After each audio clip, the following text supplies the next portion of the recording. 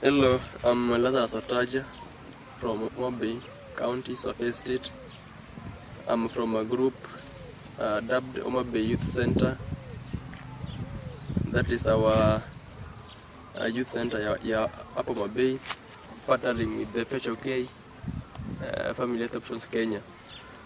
In this center, I'm serving as a deputy president, following the organogram of YCC, that is Youth Center Coordinator, President, Deputy President, then we have committee members. Today, I want us to discuss something concerning birth control methods under the topic of sex education. It's something that I've always wanted to share with the youths out there after being taught or being told to spread such kind of a gospel. So in this sex education, we're going to tackle something to do with the family planning or birth control methods. Actually, I'm going to discuss only one, but let me just try to list the methods, and maybe I will tackle one that is most abused of all these methods. Number one, we have a method called hormonal contraception. That is whereby we use pills and the Depo-Provera injection. Second method that is mostly used is the barrier methods. That is the use of condom, female condoms and male condoms. These barrier methods are used to prevent, for example, in the male condom, how it works, it is used to prevent the meeting of the sperms under the ova, same to female condom, though they are used differently. Another method is emergency contraception. That is where we have a problem as youths. That is the topic I'll discuss most. That is where we use this issue in Apostina 2 or P2. The fourth one, we have permanent contraception, whereby we have a vasectomy or tubal ligation in females. And then we also have a long-acting reversible contraception. That is where we have the implant or intrauterine device, the IUD. So those are just a few of the control methods. Actually, you also have natural control methods. But my concern today is to tackle this issue in P2 because it is one of the contraception methods that is mostly abused by youths. Actually, reasons why it is mostly abused is that, one, it is very cheap. Also, youths are afraid to consult their doctors or pharmacists. They're afraid to come to youth space centers for such services. This is why they use P2, which is most available in our chemistries around. It is abused in very many ways. Sometimes you find someone taking this after some time that is not recorded in the description. That is one way it can be used. Another way is that it can be misused by being that some people overdose, so that they think through overdosing it will act quickly and effectively, not following doctor's prescription. That is why you find there are just 2 small tablets, round, white, in a packet. For the doctor's instruction, it should be consumed one by one after a period of some time. But you find youths use it 2 at once. That is one method of misusing this drug. But I want to talk about the side effects of this drug, why maybe it can cause some permanent or some infertility in our youths, not knowing. And this bring issues when at some point we want to now give birth or want to start a family. It brings problems in our families because we misuse this drug. So that is why it was my pleasure today to discuss this.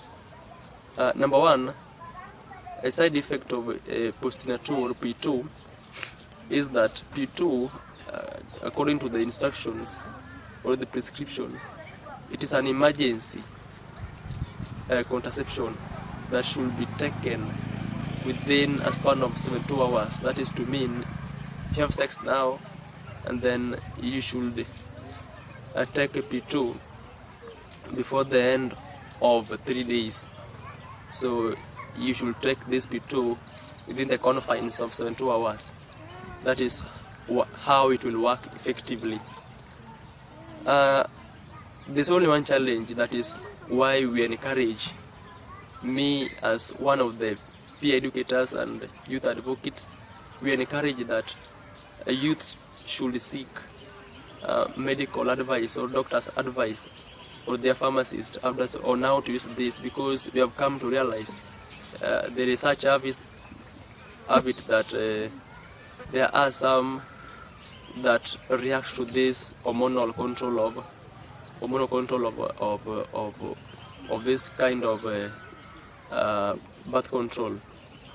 There are some of our girls that can use this so that they can prevent a pregnancy within the confines of 72 hours. But you will realize that it can take within a girl around 3 years for this hormone to get out of your body, so that your hormones or other hormones or birth hormones could work effectively. So how does it work, or how does it happen? You might take P2 because you want to prevent pregnancy within the confines of 72 hours, but we have different blood types and such kind of things, so that you find in other girls their blood is able to preserve this hormonal content in their body for the next 3 years. So if you get something like this, so that you can't conceive in at some time of using this P2, you should seek medical attention very quickly, because it is something that is treatable and you can be helped. You just consult your pharmacist or your doctor or your nearest health center. You will receive such a good advice and you will be helped.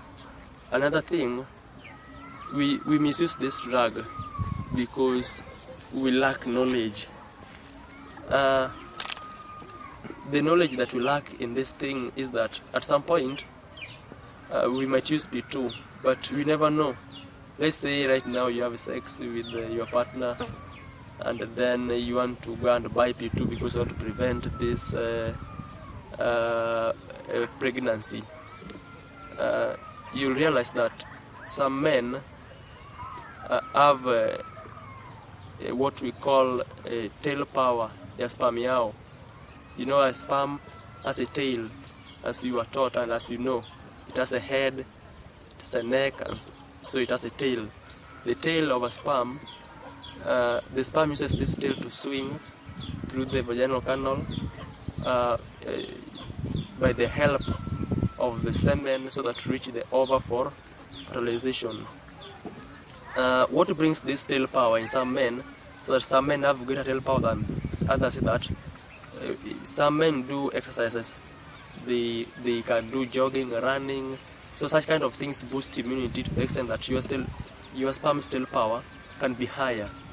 So at some point there are men that their sperm's tail power can use that is high to the extent that it can reach over within a span of 3 seconds. So take for example, within a span of 3 seconds, the sperm has reached the ova for fertilization, and that is where the very moment ova will sense that something is coming, like a sperm, it will trigger some things in the brain that will coordinate so that it moves from the ovary to where it will be fertilized. So that is the oviduct or fallopian tube. So within a confines of 3 seconds, sperms will have reached the oviduct for fertilization. That is when a young man will try to run or go to the chemist to get Posina 2 for this kind of prevention or birth control. So you realize that whatever you'll be preventing is that this hormonal content is P2 or Posina 2 is used to block, to create a barrier between the uterus and the fallopian tube, whereby the ovary waits for the sperm, so that the sperm could not cross over to the oviduct. So that is the work of P2. But here comes a point whereby within the confines of 3 or 5 seconds, the sperms are already reached where the oviduct for fertilization.